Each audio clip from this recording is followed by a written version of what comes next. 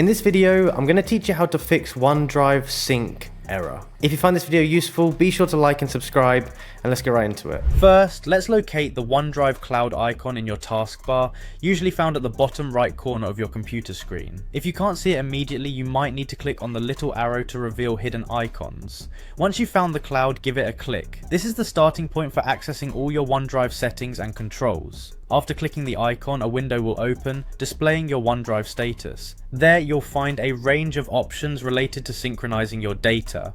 Now click on Settings. It's important to note that the Settings menu holds various options, but today we'll focus on resolving our syncing problem. In the Settings menu, you'll spot a section for managing sync options. Locate the Pause Syncing button and click on it. Pausing the sync process helps reset any minor glitches that could be causing sync pending errors. Now let's pause the sync for a specific duration. Choose the option labelled 2 hours. This pause duration is usually sufficient for a soft reset of the sync processes without causing disruptions to your work. While it might be tempting to select a shorter time frame, allowing a full 2 hours can ensure more thorough resetting of the syncing process. Now that you've paused it, it's time to wait briefly before we proceed.